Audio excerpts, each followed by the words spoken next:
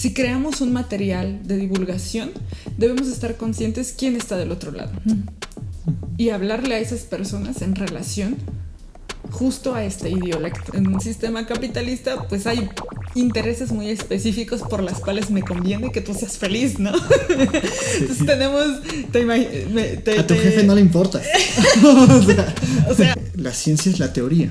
Y en el momento en el que empieza a meterse esta cuestión práctica, utilitaria, pues empezamos a perder de vista el conocimiento científico.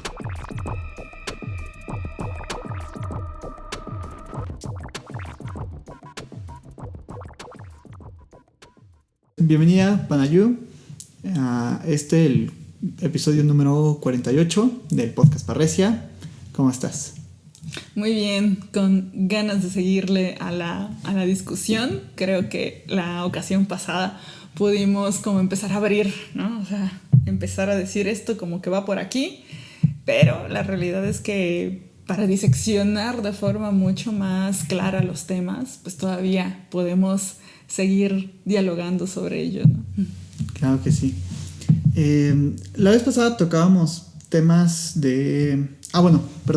Antes, si quisieras presentarte para personas que a lo mejor no vieron el primer video, que yo recomiendo que vean el primer video. Pero a lo mejor para personas que podían no ubicarte, que te presentaras un poquito sobre ti. Claro, sí. Bueno, pues yo soy licenciada en Humanidades, egresé de la UPAEP aquí en Puebla. Me especialicé un poquito sobre todo en temas de gestión cultural. Lo inicié inicié tal vez con el tema de museos un poquito, allí en el mismo museo UPAEP.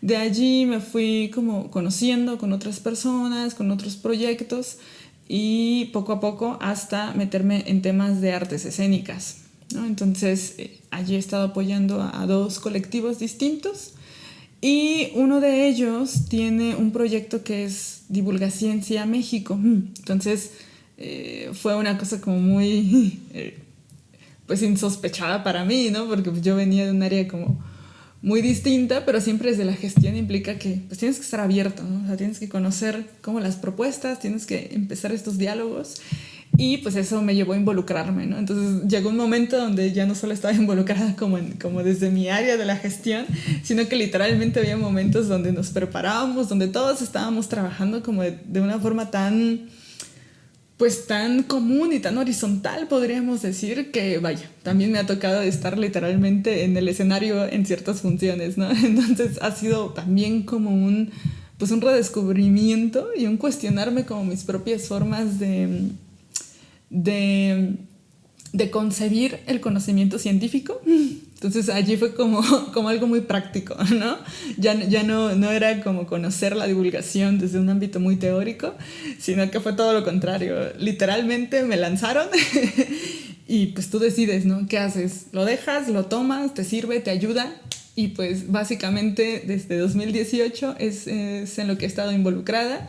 Y actualmente también colaboro con una consultora de ciencia abierta que se llama ESIRE. Entonces estoy justamente en el área de divulgación y comunicación de la ciencia. Entonces ha sido como un viaje bastante personal, ¿no? Y creo que esa ha sido como un poco la cuestión, ¿no? Cuando realizábamos, o lo decíamos igual el episodio anterior, cuando empezamos a hacernos estos temas o cuestionarnos el tema de la divulgación, o si yo como alguien que es un investigador o que está vinculado a la producción de conocimiento, tengo que hacerme estas primeras preguntas en primera persona, ¿no? Entonces realmente puedo decir que yo así lo viví y pues es en lo que estamos. Buenísimo. Y bueno, ahora sí, entrando como a materia, veníamos hablando de esta cuestión de la difusión y la divulgación, y mencionabas que había esta diferencia, que en la difusión pues había como... que era este diálogo entre pares, ¿no? No sé, se me ocurren los foros o todos estos espacios académicos donde se comparte información con colegas, ¿no? Y por otro lado está la divulgación, que tiene que ver hablarle a personas que no tienen nada que ver con nuestra área o con lo que nosotros estudiamos y tratar de transmitirles de una forma que puedan entender este conocimiento, lo cual trae muchísimas dificultades. Lo hablábamos detrás de cámaras, ¿no? Que cuando das clase, por ejemplo, se nota estos problemas, ¿no? O sea, yo me acuerdo que llegaba, no sé si te pasó, porque también sé que das clases, no sé si te pasó que como que al inicio llegas bien motivado, como queriendo transmitir ideas complejas de autores complejos y de repente los alumnos como que se sienten perdidos o se sienten así como, ¿de qué nos está hablando? Me pasó sobre todo en los primeros grupos y que era muy difícil porque era, ¿cómo hago llegar estos planteamientos complejos, ¿no? que tienen sentido en la articulación de una obra? ¿Cómo se los hago llegar a estos alumnos que no tienen este acercamiento? Claro, sí, es un súper reto, ¿no? Y depende del nivel allí educativo, ¿no? Si tenemos estudiantes, por ejemplo, ya a nivel superior, como licenciatura, pues sabemos que hay como cierto marco, ¿no? Que al menos en teoría saben ciertas cosas y ya tienen un cierto nivel de análisis, ¿no? Y bueno, eso es importante porque es el contexto, el idiolecto, le llamamos, ¿no? Es decir, la forma en que las personas ya tienen un lenguaje muy propio y pueden desenvolverse en su contexto en relación a todo esto, ¿no? A todo un marco que yo reconozco como mi lugar de acción, ¿no? Mi lugar de práctica. Entonces, sí, es un reto total porque normalmente llegamos como... O sea, en nuestra mente llegamos listos, ¿no? O sea, preparados. Ya estudié, ya leí, ya sinteticé las ideas, hice 20 resúmenes, mapas, hasta memes casi. O sea, en teoría ya tengo la artillería pesada lista. Sí. Pero a la hora de la hora, cuando le hablas a un estudiante y le dices... Concepto número 1, ¿no? Y se lo planteas así y el alumno así con cara de... Como que sí lo entiendo, pero así como que tú digas, híjole, ya estoy fascinado con esto que me presentan, pues tal vez ya no tanto, ¿no?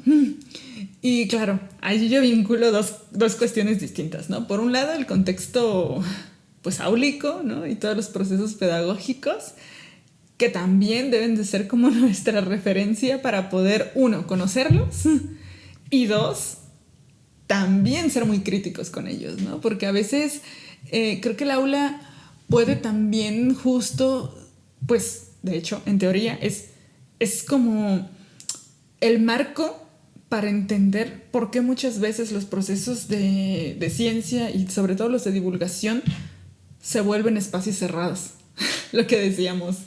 Pero tristemente la realidad es que muchas veces los alumnos terminan con aversión a nuestros temas, sí, porque un profesor solo le habló 1 hora sin callarse todo el rato. Saludos a mis alumnos. Ya saben que no hablo durante 1 hora. Y nunca los interpelas, ¿no? O sea, es decir, nunca te interesa el que realmente le hables en un lenguaje común.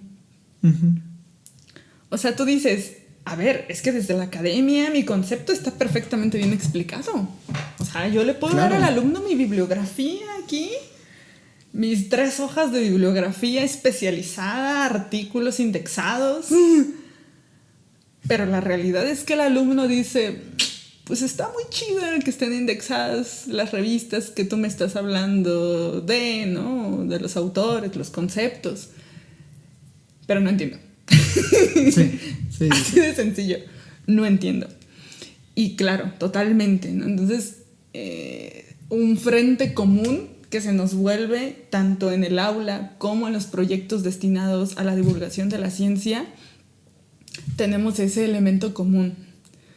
¿Cómo realmente nos interesamos y creamos los espacios, creamos los materiales, creamos todo lo necesario para realmente abrir de forma consciente estos espacios de conocimiento, de diálogo, ¿no?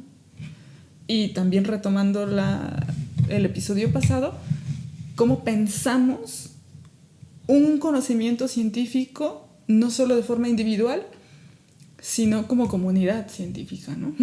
Entonces, está súper denso, ¿no? Porque ya en el qué lo tenemos claro, pero el cómo y el para qué ya nos empiezan a temblar las manitas, yo creo, ¿no? Sigue siendo difícil, sí. A mí me pasó mucho eso. O sea que, digamos, también pasa incluso con este podcast. O sea que es muy complejo porque uno quiere, pues sí, comunicarse con los colegas, que sí ubican los conceptos y que ubican más o menos lo que quieres decir con ciertos aforismos. Sobre todo pasa, por ejemplo, en el psicoanálisis pasa mucho que se utilizan frases así que podrían sonar medio raras, ¿no? Como, no sé, llegar a decir, no hay otro del otro, por ejemplo. Entonces alguien que está externo a eso dice, pero ¿qué es eso? ¿Por qué hablas raro, Javier? Ajá, como, ¿qué onda, no? Y si uno se pone a explicarlo de una manera muy teórica, muy así, terminas como siendo muy poco pedagógico, o como que los alumnos se van con esta sensación de que no comprenden, ¿no? Entonces, creo que, al menos para mí, ha sido como un reto esto, igual del podcast, como transmitir a personas que no tienen nada que ver con el campo, transmitir ciertos conceptos que son complejos, ¿no? Sin perder la rigurosidad, porque además como que a mí me ha pasado también ver esa contraparte, o sea, personas que tratan de hacer una divulgación, pero que terminan haciendo más bien una divulgarización. O sea, que terminan hablándolo como si fuera algo tan simple, tan complejo, ¿no? Como perdiendo la rigurosidad o pues sí, este rigor epistemológico, ¿no? De lo que se está hablando. Y no sé qué piensas tú, cómo lo ves. O sea, ¿piensas que sí es un problema? O sea... Claro, o sea, tal cual, ¿no? Justo. Creo que los podcasts, por ejemplo, pueden ser un elemento también importante de analizar este tipo de temas, ¿no? ¿Se puede hablar de lo que sea? Por supuesto. Ahí tienes el espacio. Pero lo puedes hablar de como sea, o sea, de cualquier forma. Ahí ya no. O sea, ya no podemos estar pensando en que cualquier cosa que utilicemos para explicar nos va a servir. Porque allí tendríamos que decir, bueno, es que depende, ¿no? Si tú utilizas justo un espacio de divulgación que es un podcast, pues tendrías que tener conocimiento de cómo transmitir con un lenguaje oral una serie de información, ¿no? Y para ello, pues implica necesariamente que tenemos que abrir muchas veces elementos desconocidos o que nunca aprendimos en lo que estudiamos, ¿no? O sea, es decir, en las carreras de, no sé, o sea, obviamente en comunicación, humanidades, pues estamos un poquito familiarizados en teoría, ¿no? Pero ¿cómo hacemos que otras ciencias, otras áreas que a veces pensamos que no tienen nada que ver, ¿no? Como alguna ingeniería, algo que tiene que ver con física, ¿no? O sea, ¿cómo hacemos accesible este conocimiento si estudié física o astrofísica, pero yo no llevé ninguna clase de comunicación de la ciencia, ¿no? Entonces, pues es un súper reto porque, pues, sobre todo al inicio, creo que vamos a cometer muchísimos errores, ¿no? O sea, vamos a escoger malos elementos, ¿no? O sea, si pensamos también desde un ámbito como más pedagógico, ¿no? Pues de seguro que vamos a utilizar los materiales más complicados, ¿no?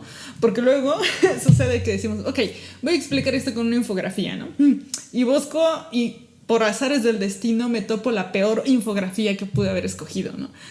Entonces tú dices, ¿por qué? Porque tal vez esa infografía no es didáctica y es súper conceptual igual que tú, ¿no? Entonces, tuviste una primera buena intención, que es cambiar el formato y decir, entrémosle a las infografías.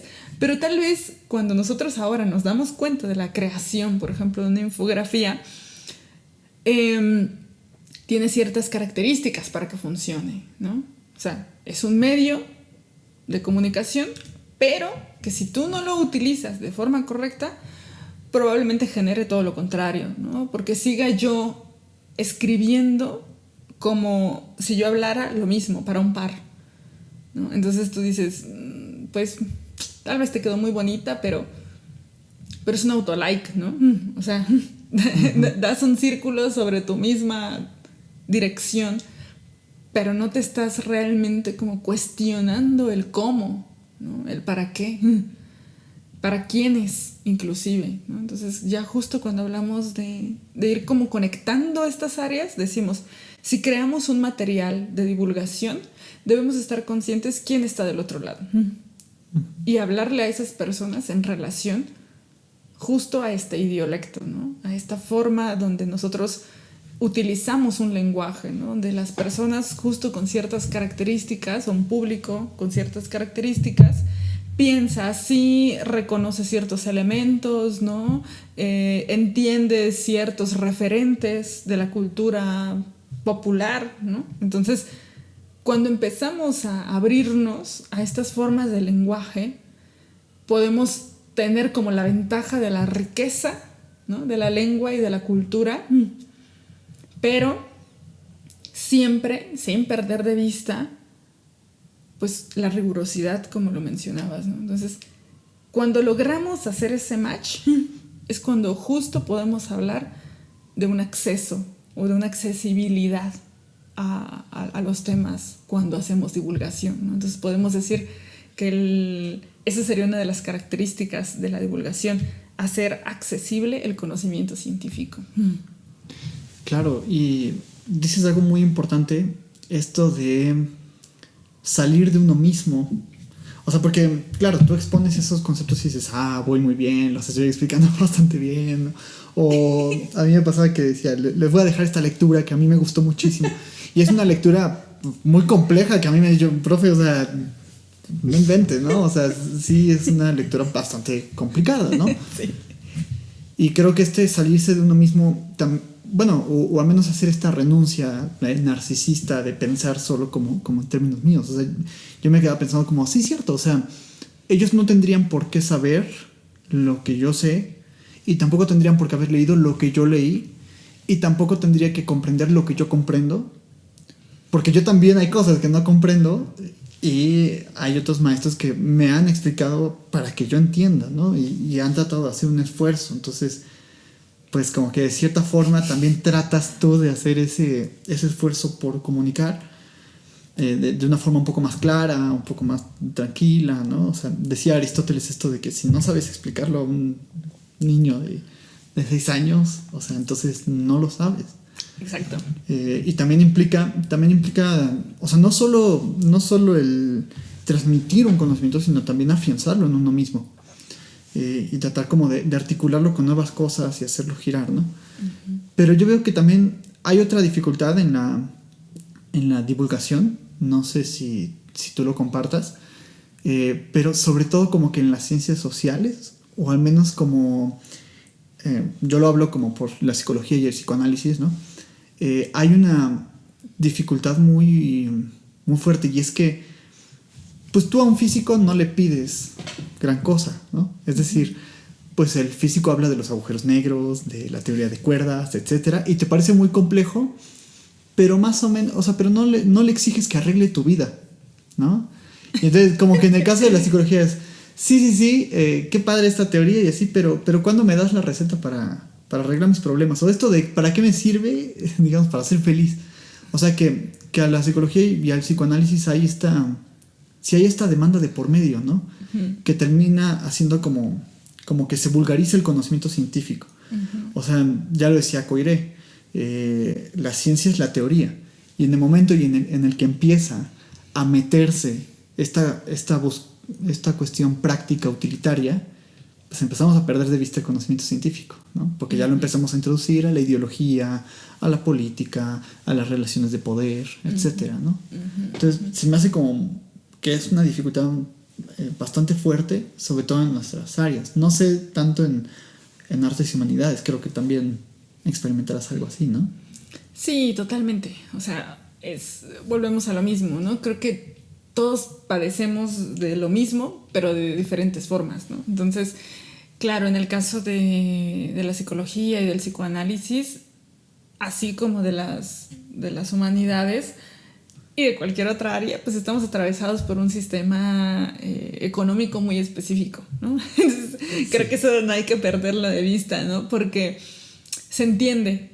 Si yo necesito ser feliz, pero no de una forma más integral, tal vez como lo planteaba retomando a Aristóteles, ya que lo mencionabas, pues es una visión un poquito distinta de la felicidad que tenía Aristóteles a través de la ética y todo un proceso muy interpersonal, a diferencia de decir, sé feliz para que produzcas más en tu trabajo, ¿no?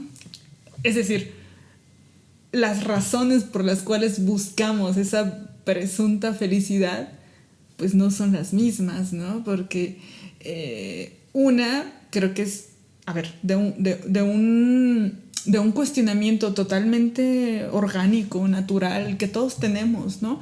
En esta creación de identidad, donde decimos, bueno, ¿y yo qué rayos quiero con mi vida? ¿A dónde voy? ¿Y cómo lo voy a hacer? Que cada X tiempo tenemos nuestras crisis existenciales porque son necesarias y porque son parte de ser un organismo vivo y pensante.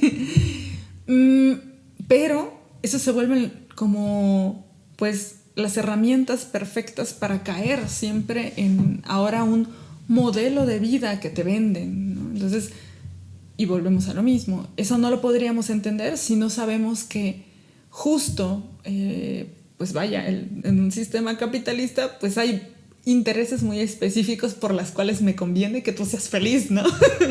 Entonces tenemos... a tu jefe no le importa. o sea, no le importan a sus jefes, ¿no? O sea. No les importamos, es la realidad, ¿no? Sí. Pero me conviene que estés apto para hacer tu trabajo. Y eso implica que emocionalmente al menos tengas tu aspirina para que no te duele la cabeza todos los días. Y si eso te hace estar feliz y productivo, venga. Y a mí me enferma porque veo a muchos psicólogos que se prestan a esa dinámica. Uh-huh. Y entonces dicen, pues claro, necesitas que tu trabajador se motive, pues yo le doy un curso de mindfulness. Exacto.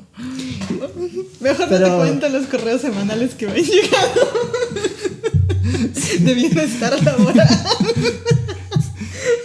Y que, sí, justo, o sea, no es esta idea de felicidad compleja como la entendía Aristóteles, sino que es una idea de felicidad, pues, o sea, lo que me interesa es que te quites la depresión, no porque me intereses tú, uh-huh, sino porque me interesa que produzcas. Y uh-huh, si estás triste, no produces.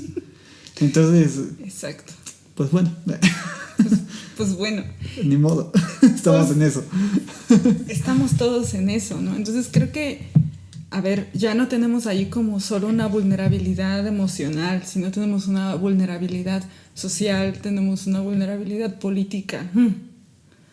O sea, pensemos estos temas justo en un contexto de pandemia, donde el tema de la ansiedad se vuelve un rollo de salud pública. O sea, ya no estamos hablando solamente como de ahora, únicamente como individuo, ¿no? Porque, pues eso, ¿no? Eso es un tema como muy, muy propio y que cada uno tiene crisis normalmente en periodos distintos, ¿no? O sea, no todas las personas de mi edad tenemos las crisis en el mismo momento y el mismo día, ¿verdad? Sino que cada quien con su proceso de vida va teniendo estos cuestionamientos, estos momentos intensos, ¿no?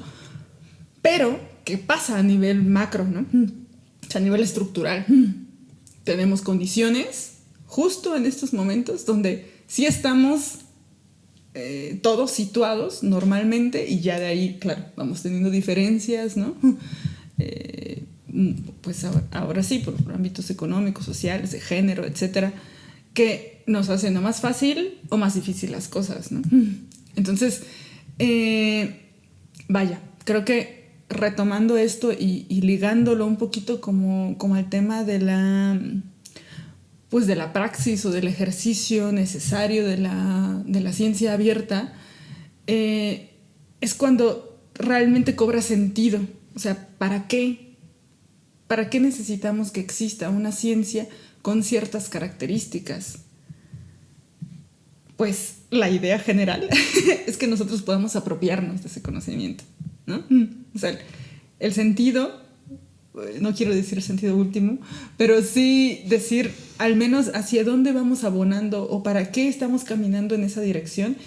Sí es para necesariamente tener que decir, bueno, es que esto que alguien investigó y que alguien se tomó 10 años, 20, 30 años investigándolo, a mí me puede servir de esta forma.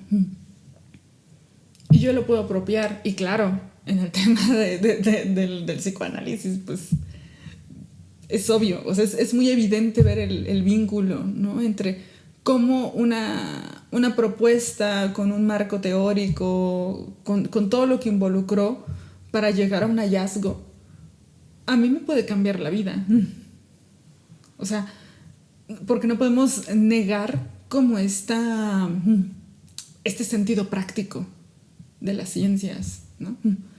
O sea, no podemos entenderlo solamente de forma abstracta, sino que realmente hablar de un proceso de ciencia abierta necesitaría estar vista en la contraparte, que es que pueda ser operable, ¿no? O sea, que tenga una capacidad de poder verse este beneficio, en teoría, para la mayoría de las personas, pero la realidad ahora también es esa, ¿no? O sea, una característica, si pensamos también de nuevo en nuestro tema de la democratización, es que cada vez que se hace un descubrimiento, un hallazgo en un área, esta debería tener todas las características necesarias para que las personas la reconozcan, o sea, se la apropien y la puedan llevar a un ejercicio práctico. Pero ¿eso qué implica? Que justamente quienes están detrás de la generación de conocimiento deberían de tener como el marco para que esto suceda de forma orgánica. Ahora ya saben hacia dónde voy. ¿Existe? ¿Se puede? Sí. Pues, o sea... Como idea abstracta. Como ideas suena bonito, ¿no? Sí, que fíjate, ese es justo un tema que me gustaría tocar en el siguiente video. O sea, esto de... Se habla de la democratización de la ciencia, ¿no? Y de... vamos a admitir la pluralidad y todo esto, ¿no? Y a veces como que también se tiende a idealizar esta cuestión de la democracia y todo esto, ¿no? Y exacto. Me gustaría como desarrollarlo en el siguiente video. Ahorita igual ya llegamos como a los 30 minutos súper rápido, o sea, se me pasa súper rápido. Pero si te parece bien, lo dejamos por aquí. Sí. Y no sé si quieras decir algo como para cerrar. Pues no, creo que al final es seguir como abriendo más la discusión, ¿no? O sea, ya que empezamos como a adentrarnos un poquito más a los conceptos, creo que ahora nos tocará ir como desmenuzándolos, ¿no? Y ver también qué es lo que realmente tenemos en relación a los lugares donde sí aspiramos el poder llegar, ¿no? Claro. Bueno, pues a la gente que nos está escuchando, agradecerles su visita al canal, que nos estén viendo, escuchando o ambas. Agradecería mucho su pulgar arriba o su like o activar la campanita del canal, suscribirse, dejarnos sus comentarios, sus dudas. Y bueno, a ti agradecerte que nos compartas esta información que me parece muy valiosa, como siempre. Y nada, pues también decirle a la gente que estamos en diferentes redes, o sea, en Facebook, Instagram, Twitter. Apenas abrí una cuenta de TikTok, que no me latía mucho, pero bueno, está la cuenta de TikTok. pásense a dar una vuelta por ahí y pues muchísimas gracias. Perfecto. Muchas gracias, Javier. Y allá andamos en el siguiente video. Sale. Gracias.